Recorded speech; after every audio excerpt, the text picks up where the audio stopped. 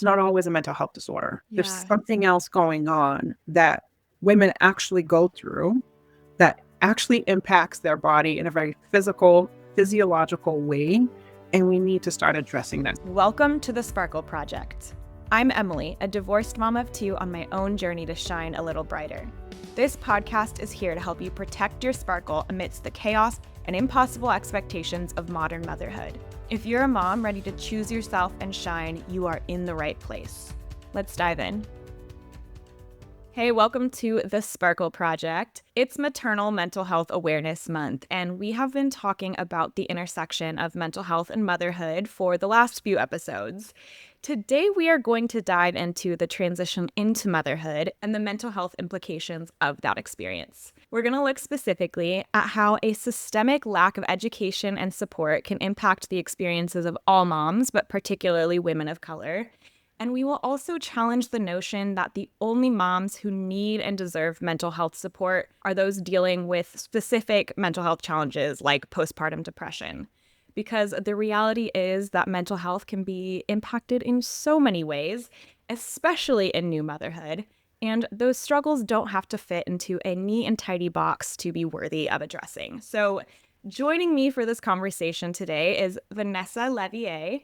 She is a licensed therapist, certified health coach, and founder of Matrescence in Color, which is her private psychotherapy practice and coaching brand aimed at supporting women of color through the transition into motherhood. So Vanessa, welcome to the Sparkle Project. I am so ready to dive into this all with you. But before we kind of get into the nitty gritty, can you just go ahead and tell us about who you are? I love that. Thank you for having me. I'm really excited to be here. I'm a woman. I'm a womanist. I am a mother. I am a wife. I'm a therapist. I'm a coach. These are all my identities. I'm Afro-Cape Verdean, Houstonian now, all the little things about me. But I've been a therapist for the last 15 years, working primarily with women of color. And in the last 5 years, I've been working mostly with moms, and that's the work that I do. And then this past year, I started adding a coaching arm to my business. I had always been doing coaching, but I added a coaching arm to work specifically with moms who are dealing with depletion. I want to talk a little bit about the transition into motherhood, matrescence. A lot of your work does center on matrescence. Your brand is Matrescence in Color. It's an experience that all moms, all women who are moms, I know you like to kind of use that framing. Yeah. All of us go through, but it's also rarely named. I mean, we're starting to hear it brought up more, that word matrescence, but it's definitely, it's still underlined in red on a lot of things, right? Oh, absolutely. It's not a common word. Can you give us an overview of what you see that period of matrescence as, that experience of matrescence as, and why not having that terminology can be part of the problem? Yeah. And I do agree. I think when I first learned about it in 2021, it wasn't something that I had heard other people talking about. I mean, I'm a trained therapist. I've been doing this at that point for over a decade, and I hadn't learned about that. And even when I was in grad school and we had covered perinatal mental health, it was never brought up. So I literally thought when I heard about it that someone had made up this term, that it was just this term that we're now using to describe motherhood. But matrescence is the transition into motherhood. It's a developmental period. It's a life transition. It's a rites of passage, kind of all wrapped up into one.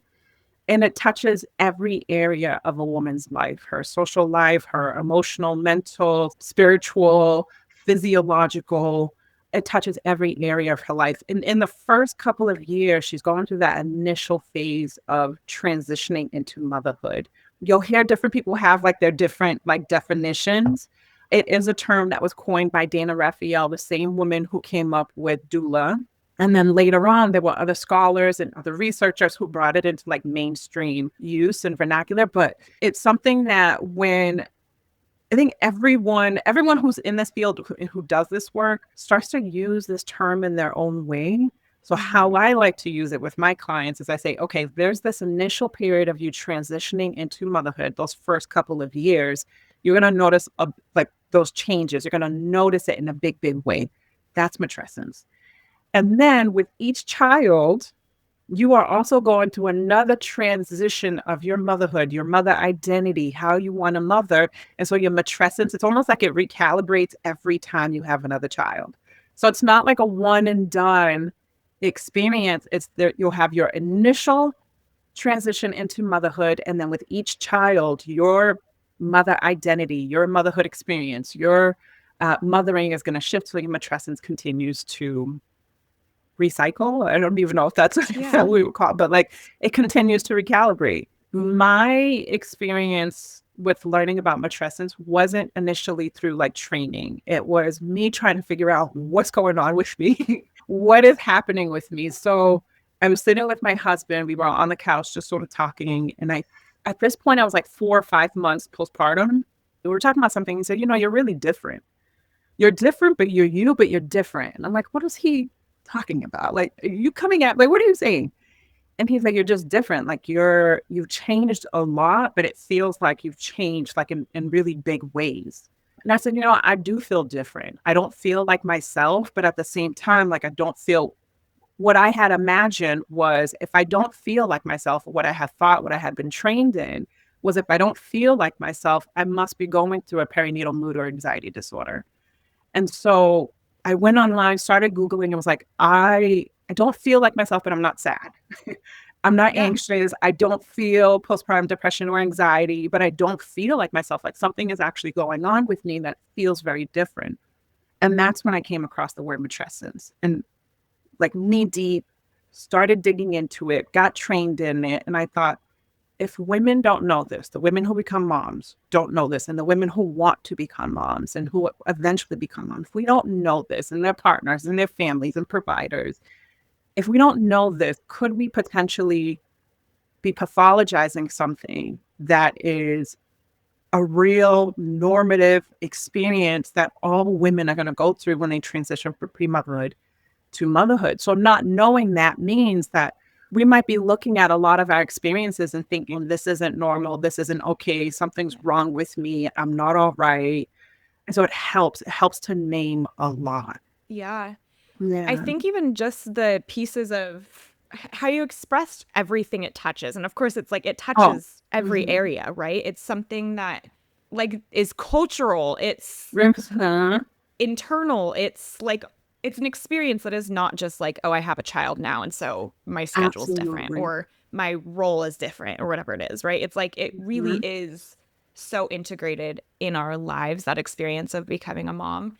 And the way you've explained it, it's like, yeah, when you have that lens, I guess, to view it with, it does help to recognize and acknowledge how life-changing becoming a mother is. Oh, absolutely. So, like, thinking about how profound of a transformation and transition the experience of becoming a mom, the experience of matrescence is, it's also like the reality that our society has almost no infrastructure to support women, and especially women of color, through this experience. I mean, I think that's an experience is a good way to frame it because it's not just one individual thing that happens. It's not just I have the baby, right? It's exactly all of it. When did you first start to see clearly that women are not supported through this with language, with actual like supports in the way that we probably should be? Yeah. So I had already had my introduction to matrescence way before I even became a mother and learned about myself. I didn't know at the time, though. I had a client who I was working with in 2019, and it gives me goosebumps every time I talk about it. In 2019, and I had been working with her for a while up until that point, and she was pregnant, had a baby, and had come back postpartum, and she and I were working together. And she said to me, Vanessa, it felt like when I was having the baby, like after I've had the baby, it felt like a part of me died. And I'm like, oh, that's a really weird way to describe this. And exploring that with her and talking with her through it, but I still didn't have the language. And so I think that was my first introduction. It wasn't until I became a mother myself. And like I said, when I went through that rabbit hole and then started getting trained in it and got certified in matrescence with Amy Taylor Kabaz in Australia through Mama Rising, and got trained and certified in it, that I could look back on my own experience and say, okay, I didn't have the experience of losing myself in motherhood. I had the experience of expanding. And so Mm. with my matrescence, it felt like I was becoming bigger and more of me and more solid, more clarified in what I wanted and how I wanted to be, who I was going to show up as, what my values were, my life visions. Now, it doesn't mean that things did not change identity wise, but it did not mean that I didn't have other losses, autonomy, freedom. Like there was a lot of losses. But in my sense of self and in my identity, there was an expansion. And it was in that I could go back and see my client's experience with a different lens. And so that Yeah. was like my professional and personal sort of like, oh, there's a way to look at this. The way that I was looking at it was, I'm in it now. I can understand what my client was going through. I can understand how she was describing it and why she described it in that way. Because when you are in the early stages of matrescence, it does feel like a split. It feels like a split of who you were, who you are, who you're becoming. And I could feel it. I could sense it where I was like, I'm becoming someone more and bigger, but it doesn't feel like I'm allowed to. It doesn't feel like society will give me the space for that. It doesn't even feel like in my own relationships, my marriage, in my professional life, in culture or familiar, or like it doesn't feel like I'm actually allowed to be this big. I'm allowed to be this much more of myself than I've ever been. And you're right, like the systems that are in place are not supporting whether you lose yourself or whether you find that expansion or whether you experience both. It's not set up to support us in that way and to support us through this transition into motherhood, both on a practical level and then also like just people evolving, people changing, people going through a rites of passage. That is a really powerful framing of that. I'm thinking about Um, how matrescence can be thought of as like a universal experience. It's something we all go through, but I think that's a great like call out of like, and that looks different for everyone, right? It can be Absolutely. this like losing yourself. It can be deeply struggling. I mean, postpartum mental health is a big topic of conversation. We have a whole month of Mhm. maternal mental health awareness Mhm. because there's so much that can come along with it in terms of our Mhm. mental health. So, of course, Mhm. with that, there can be a complete collapse of identity and having to Mhm. rebuild.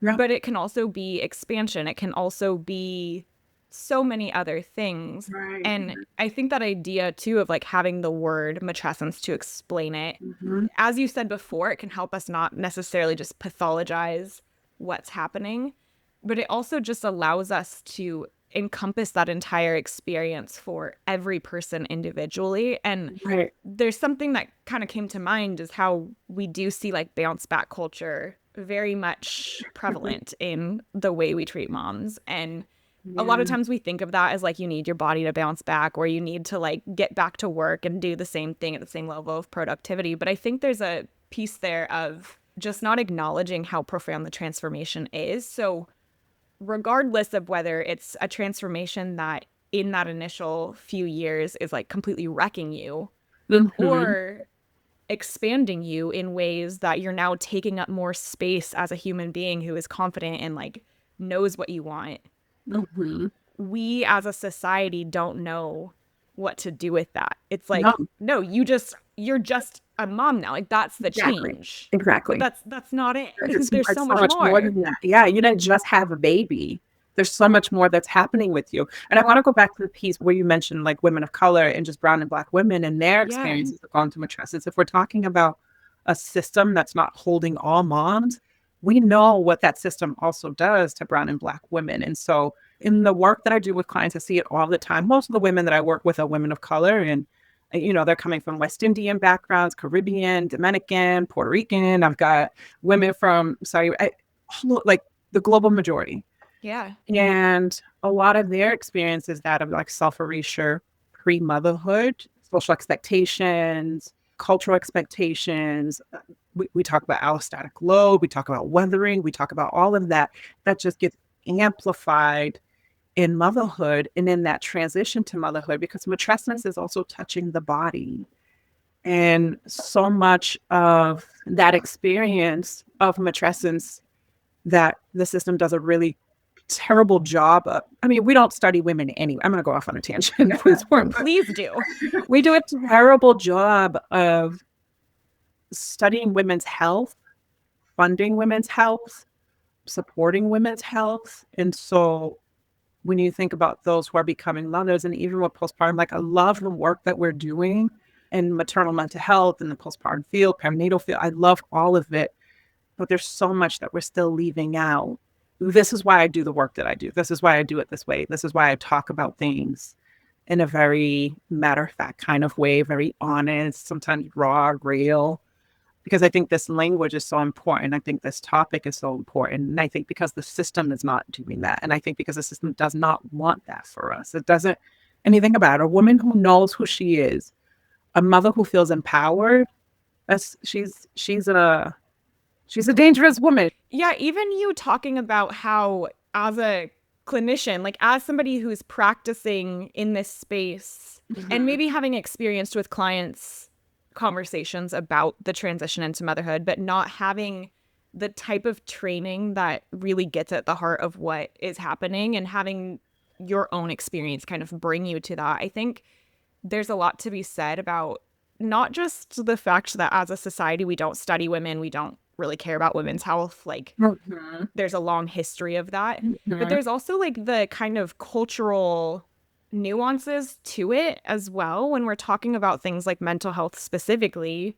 And how, I mean, I know we're going to get into like depletion and understanding like the kind of responsibilities of mothers and what is on us, what's weighing on us, and how that does impact how we show up to the world. But like if it's not people who have lived these things who are doing the production of what you're learning in therapy school, right? If it's not people who have the understanding of how these experiences can look different and how profound it can be, we're missing that in the people we're showing up to for therapy, and we're missing it in our own experiences, right? Like absolutely. You know, I went back. So that same client who I had been seeing in 2019, I had continued working with her up until her second baby. So in 2021, when I had my son, I had a session with her and I was like, oh my God, I now know like what that was that you went through. And I remember telling her like, there's a name for that. Like, and 2 years later, 2019, 2020. Yeah. So 2 years later for her, when I was naming that and I say, hey, this is matrescence. This is what it is. This is what it means. I could see like the relief in her where she was like, so I wasn't going crazy. Like this was something that I was like going through. And so that's the impact when we know what that word is. That's the impact when we can infuse it into perinatal trainings and reproductive. I mean, I think there's a lot of work being done around that where we're trying to do more of that, but that's the impact. The impact is we now have language and we can name our experiences and we can understand our experiences better. You know, what that does for generations to come too, like it's wild that this isn't more like part of just regular education when it comes to like women's health and maternal health. Yeah. I find it very fascinating being somebody who had kids. My kids were born in 2018 and 2021, and recognizing like how on the cusp we are of these things being talked about in the mainstream. Like if you stop and think about how like people who had children 10 years before us just were completely left out of these conversations. I don't know, there's like a sense of gratitude almost for the fact that like at least I have access to this now, and it's been a lot of like me doing it on my own to figure it out and to learn about it. And I know that it's not mainstream in the ways that we would like it to be at this point, but like these weren't even conversations on social media 10 years ago, less than that. Only in like academia, you know, we were seeing that there. I get comments sometimes from women who will say like, oh my God, I wish I had known this when I had my children decade ago or even a couple of years ago. I wish I had known about that. Even now, I come across people all the time who are like, no, what? Like, what is this? What is, I have to Google that. And even my colleagues, like even other therapists who work with moms. and using the word matrescence, and they're like, what is that? So it's fascinating, and it's fascinating. Gratitude for how, like you said, like gratitude for how far we're coming and where we're going, but it still fascinates me. Yeah. It is like equally disheartening in the sense Mhm. that like, it's not necessarily for lack of like wanting to know about it. It's just like these things these aren't the things that you were trained on. Like Right, right. it's really fascinating is a word for it. Yeah, yeah. And when you think about it too, after you have a baby, so much of the attention goes to baby anyway. Yeah. I mean, when we look at like just medical care and how many women fall through the cracks after that 6 weeks, like no one's talking about a lot of this anymore at that point. Family, the supports that you had, pregnancy and early postpartum, they're not there. Women are isolated in that time. And so these conversations aren't necessarily coming up in spaces where they can learn about this unless they're with a provider or they're reading about it or it's popping up all over social media now and they're like, okay, maybe there's something to this term and I want to learn more about it. I want to dig into this idea of depletion Mhm. in motherhood and especially in new motherhood that you talk about. I like to approach conversations about mental health with the idea of like we all have mental health, whether it's great or suffering at the moment, right? Like Definitely. it's we all have a mental health that we can take care of. And with that comes the fact that like you don't have to be struggling with clinical depression or postpartum anxiety or whatever diagnosis to focus on your mental health. But I Mhm. think that's an interesting conversation to bring along with Yeah. motherhood because oftentimes when we talk about mental health and motherhood, it's like these postpartum mood disorders, and that's kind of where we leave the conversation. I'd love to hear from you, like, what is depletion and how is Mhm. that different from postpartum depression? Yeah. So I've been actually lumping two things in one when I talk Yeah. about depletion. So when I had learned about matrescence, I also learned about postnatal depletion. So this isn't Okay. something that folks really talk about in the perinatal field. There's a doctor in Australia. I don't know what the Australians are doing down there, but there's a You know, doctor. I have a certification in motherhood studies from Dr. Sophie Brock Oh, in Australia. So they're doing exactly. Me something too. right. Yeah. So I don't know what they're doing. They're like, it feels like they're light years ahead. And so when I had learned about matrescence, I also learned about postnatal depletion. And it's not a disorder. It's not anything named in that way. It's a cluster of symptoms and a cluster of how things show up. And so it's a syndrome in that sense. So Yeah. postnatal depletion syndrome. And how it shows up is in the same ways that depression and anxiety would show up. The brain fog, the tired but wired, the ambivalence about motherhood. So some of it is matrescence stuff. So Dr. Oscar Saralak, when he was treating his clients, which were mostly women who had become mothers, when he was treating them, he started to notice that they were all saying the same things about like what they had been feeling in the physical sense, like here, physiological, physical sense. Here are the things that I'm going through. I feel completely depleted. And that's exactly what it feels like in early motherhood when you're sleep deprived. Your nervous system has completely rewired itself. You're in the middle of postpartum recovery. Your body's trying to recover. Your hormones are trying to get to wherever they need to be. Your nutrients and your minerals are depleted. So that's what he was also seeing too, was like mineral depletion, nutrient depletion, fatigue, sleep deprivation. And so he coined all of that and he named what he was seeing as postnatal depletion. I was also seeing that in myself. I hadn't known it at the time. It took me maybe like 2 years to get to a point where I was like, I think I'm depleted. I think I'm depleted. Got some blood work done, got labs done, and was like, oh, I absolutely was. Like, this is absolutely what I was going through. And the reason why I use depletion is just easier for folks to get it versus having to like separate the two and talk about one or not the other, decide how. So, depleted mother syndrome, I both like and don't like the term, but depleted mother syndrome is just another word for burnout.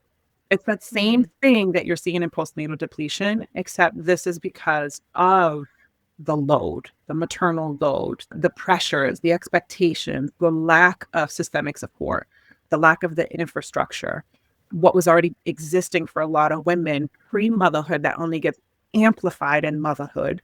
And so what we see is this response. And the response is, I'm burnt out.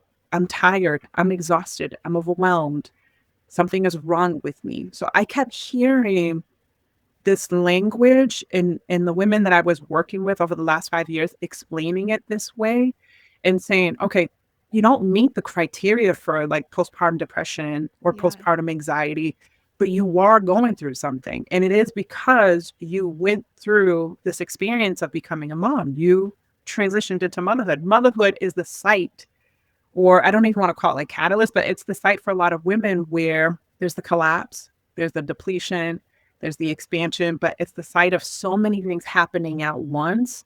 And what I see a lot is this depletion. And so I had clients who were coming in, and one client that I was working with, she was 14 months postpartum, and she's like, I'm just so tired. Like I can't, no matter what I do. And I started working with her in her sleep. We started talking about getting blood work done. And eventually she did. And there was something going on with her adrenals. And she was also very anxious. I was like, I could have diagnosed her with like anxiety, but I don't think that that was quite what it was. And so when she sorted that out, worked with her provider, we saw a difference. We saw a difference in her. We saw improvement. It's not always a mental health disorder.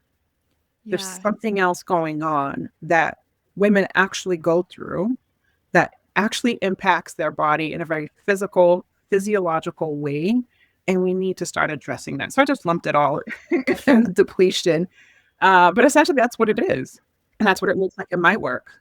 I'm like, it's funny. I have so many conversations about Mhm. the experience of motherhood and identity and how we navigate the societal pressures and all of that. And I've Mhm. never actually heard something framed quite like this. And just how like validating understanding that idea of like, yes, there are very real impacts of the ways our bodies respond to both the experience of having a child and then also the Mhm. pressures and the responsibilities and the things that cause legitimate burnout, and Mhm. how naming it legitimizes it. I think that's so powerful because it sometimes feels, even if we recognize that the ask is unreasonable, like what we're expected to do is unreasonable, of course we're going to be having a hard time if we're trying to meet these expectations, right? Like, cool. Absolutely. But also, like, that doesn't change the fact that I'm struggling with it and that like I'm suffering through things right now. I'm surviving barely, right? Yeah. Yeah. And it's a normal response for any Uh-huh. one person to go through. Any one person dealing with that would have that kind of response. Yeah. But now you have this woman who's dealing with that, but then also having a very body experience going through that, Yeah. you know? Yeah. Your approach is really grounded in that belief of motherhood Mhm. being body led. What does that mean in your practice? What does that mean in the way that you support and show up for the women that are coming to you for help when they're like, something's wrong? Yeah, yeah. So I take an integrative approach. As I had already been doing more of that integrative somatic work for years with clients. Mm-hmm. I think it only deepened as I was working with women who were transitioning into motherhood, who were becoming moms.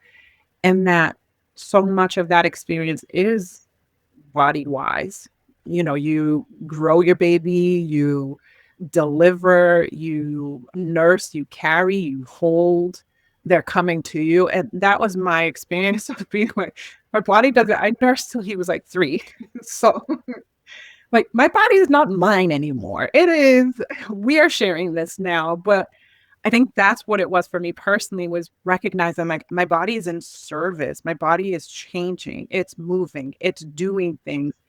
Oh my gosh, so much of motherhood is body led. So much of it is coming from this, and so much of my experience is also body felt. My nervous system is doing things. My nervous system is responding to all of this. My mind is responding to all of this. My body's changing. There's a lot happening with my body. And thinking about, so I have a son who's very sensory. He's a spicy kid. So spicy kid, spicy mom. And in raising him and in being his mother, I started to notice how much it actually asked of my body. and how much it asked for me to be regulated, for me to be nourished, for me to be well rested, for me to be well resourced, how much it was asking of that. So when I thought about that, I thought about my own experience. I'm like, we're all going through this. This is exactly what it looks and feels like for every mom. And so why not start with the body first? If I'm doing all of this psychotherapy work and deep insight oriented work and depth work with them, it's not working if we're not dealing with the body first. Like there's leaks there, there's holes there. And Yeah. so if we're not dealing with like what your body is actually experiencing, the sleep deprivation, the nervous system dysregulation, the hormones, the nutrient depletion, the mineral depletion, if we're not dealing with that stuff and we're not working from that first, like almost like a root cause approach, if we're not doing that work, I can keep talking to you about identity level stuff. I can keep talking about mindset, but how much of it is landing if it's your body that's leading you through motherhood? And it's been the most fascinating. I love approaching my work in this way because I see it and it's so affirming to see like, okay, when we work with the body first, we notice a difference. So it's been really fun and really gratifying to take that approach. As you're sharing all of that, I'm just thinking back to me postpartum and like within like the first 2 years of my second son's life and just some of the health things that I was dealing with and the burnout from my teaching job that I eventually ended up leaving, but just like the chronic stress that I was dealing with and the things that were happening in my body.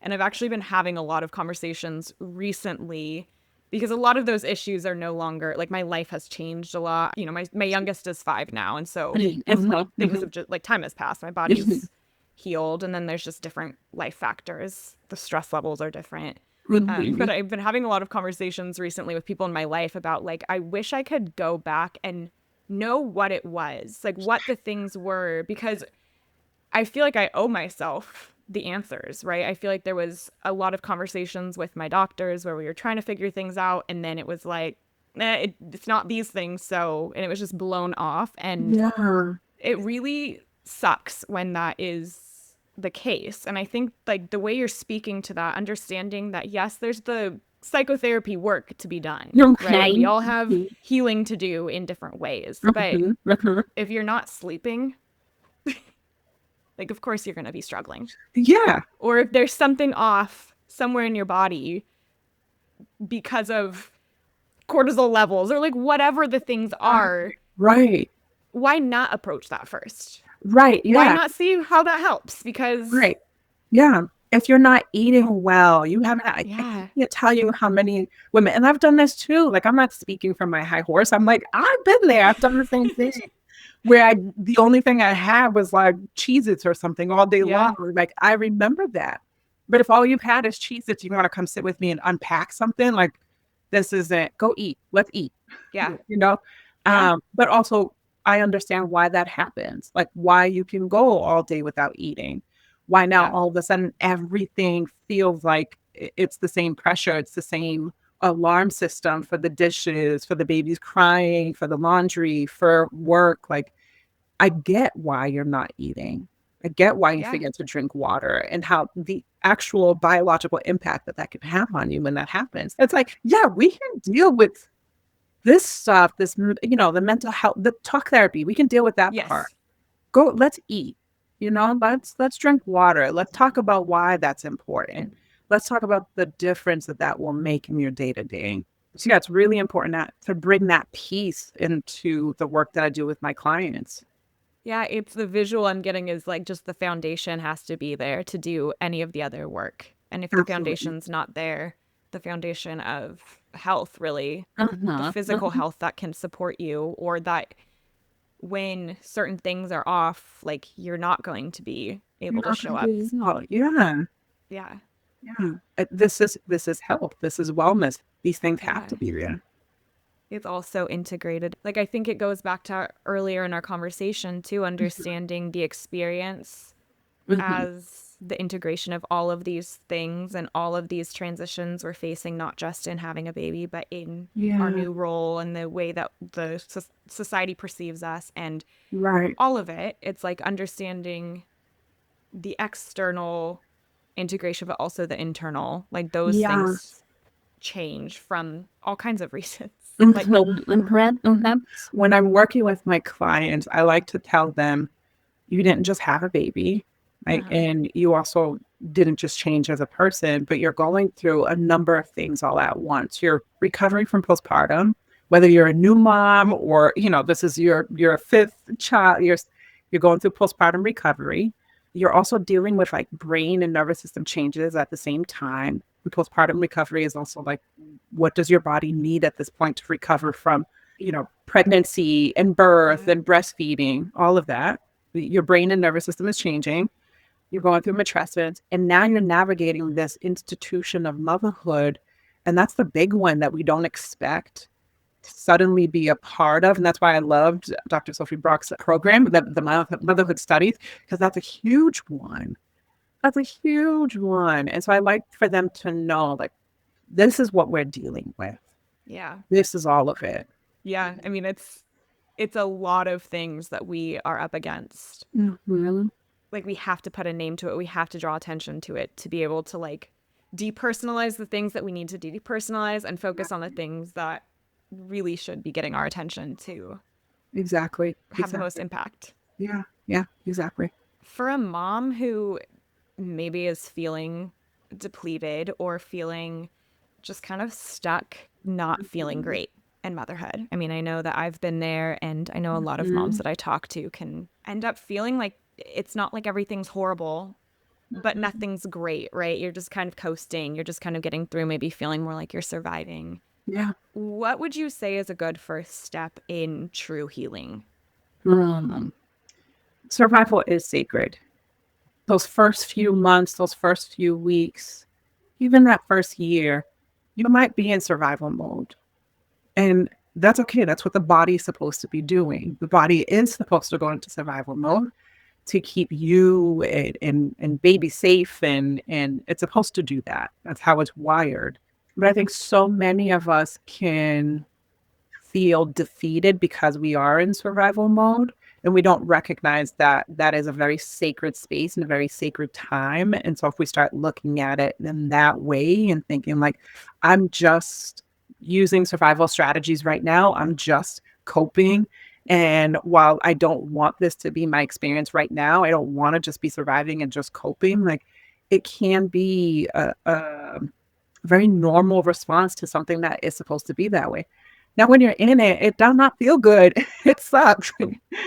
And so, what I want them to know is, I wish they have someone who can tell them that. I hope that they have someone who can tell them that. I hope that they have someone who can recognize, hey, this is all you have to do is just survive. You just need to get by. You just need to do the bare minimum. But for those who are in a space where it feels this way, talk to people. Find someone that you can talk to, that you trust, that is open, that can be honest with you, that can be a safe person. If you're listening to this podcast, research these terms that we're talking about, look at it, explore it, and then find either a professional or a mentor or a coach or a wellness practitioner, someone that you can start talking to about the experiences that you're having. Because it's not like a wild thing that you're going through, but it's also not something that like we are talking about in a very normative. It's okay that you're in survival mode. It's okay that you're just surviving. So having grace and compassion with yourself, that that's the space that you're in, and that your body's working, and that your body's doing what it's supposed to be doing to keep you and baby safe. But starting there, starting with that compassion, with that grace, and allowing yourself to normalize the space that you're in and what you're going through, and then finding the support to dig deeper into it. But it can be hard, because I don't think and this is why, like, I work with high achieving women who are not okay with that, who are not okay with just surviving. Although they know it, like, this is what they've been doing. But in motherhood, it's different. You're not okay with just surviving because the stakes are higher. You feel higher when Yeah. you've got someone else that you're caring for. So I think there's a lot of nuance there. But definitely look these things up, talk to people, find the support. Yeah, it almost feels like equipping yourself with the understanding of what's actually happening is like it has to be the first step. And Exactly. that can happen through the like simply looking up terminology. I mean, I know that for me that was Mhm. a big, there were a lot of moments in early motherhood, particularly with after my second son was born, like Mhm. finding a term that fit something, seeing mom rage or seeing Yeah. touched out, like these terms. I was like, oh wow, that explains exactly what I was feeling, and just that alone started to help me with some of the Yeah. things I was dealing with. And then being able to like bring that to a conversation or Yeah. being able to talk that through with my therapist Yeah. or just sit on it. Just know like, okay, it's not just me. And that Exactly. changes things even just a little bit. Exactly. Exactly. And then the next, I mean, I have a lot of women who also tell me like just knowing it and understanding it is not enough, right? Yeah. And so it's like, okay, but then let's take the next step. Understanding it, like words change worlds. Like we need to Yeah. have language and words and terminology because it really can shift your experience, but it doesn't necessarily mean it makes navigating motherhood any easier, but it does. I think it helps to stop blaming yourself. I think it helps to stop thinking this is a me, you problem, that this is only happening to you, that this is something you caused, that you're doing something wrong. I think that's why the awareness is the first piece because it helps with those parts. And then it's let's do something about this now. That's so powerful. And it's Yeah. so like, it just kind of brings it all back to like, I'm Mhm. so grateful to be having these kinds of conversations and bringing these Yeah. conversations to moms out there, because I think you never know what thing, like, you never know where you're going to hear something that just makes all the difference for you, whether it's like just hearing it makes the difference or just hearing it gives you enough information to start understanding it better, to start thinking like maybe this is what I want to address right now in my life. I Right. want to address like I want to talk about matrescence. I want to talk about my Mhm. experience that I had with matrescence and unpack that a Mhm. little bit, because it may Mhm. there may be some healing in there. And I think yeah, it's cool getting to have these conversations and share that with Yeah. everybody, because again, it can make a big difference. It can. Yeah. Yeah. I'm really excited that you're doing this because I think I have clients all the time who are like, so people talk about this? Wait, so this is a thing? Like, yes. My friends are talking about this. I'm like, I know. This is what, this is why we have to have these conversations. Yeah.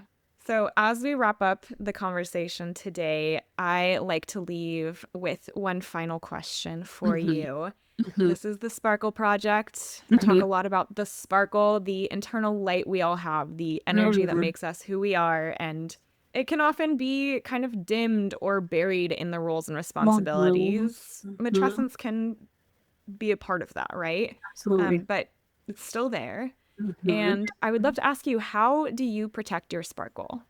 Mm. What's interesting about this question is that I thought I had lost my sparkle in 2024 because of the burnout, the depletion. I didn't feel like myself. And when I'm sparkling, there's a lightness. I love life. I love learning. I love the small things. I love the details. I love the laughter, the experience. Just sort of how I experience the world around me. And in 2024, I got tested for, I got a neuropsych evaluation because I was like, okay, maybe something else is also going on. Like maybe there's something else happening here. And I had always suspected that I probably had ADHD. I just never got tested. And so then eventually did and found out that I have both autism and ADHD. I live with both autism and ADHD and thought, oh, this is what is going on in this part. Like, this is also why I experienced life a certain way, but also why I felt like my sparkle was dimming because motherhood removed so many of the masks that I was carrying throughout life. And some of them did need to kind of like disappear. So now protecting my sparkle has really been about like exploring how autism and ADHD shows up for me and how to be more of me in a way that feels authentic, that feels protected, that feels sovereign, that feels like I can completely be in my selfhood, my womanhood, my motherhood. And it starts for me, it's that body led experience. Like, how rested am I? How resourced am I? How replenished am I? How regulated am I? How reclaimed am I? So that has been how I've been protecting my sparkle. How can I be more of me and make sure I'm a well woman in motherhood and in all the spaces that I occupy. I love that answer. I love asking this question and just it's I like it. so powerful. Yeah. Where can listeners find you? Where should they be following you? I'm going to say like they should be following you. You have great content, such insightful things to say, Thank and you. I appreciate it. But let us all know where we can find you. So I'm on Instagram as Matrescence in Color. They can also visit me on matrescenceincolor.com or coaching.matrescenceincolor.com for either of the services. But Instagram is probably the best place to find me. Amazing. And I will make sure it's all linked in the show notes, easily accessible. Thank you so much for being here. Thank you for taking this time with me and having such a beautifully rich conversation. Thank you for having me. This was a lot of fun. It was so much fun. I know. I'm like, I could talk about this forever. Oh, I could keep going. And thank you for tuning in. Keep on shining. Thanks for tuning in to another episode of The Sparkle Project. Loved what you heard? Share this episode with a friend, and don't forget to leave a rating and review to show your support for the show. We'll be back next week with another episode. See you then.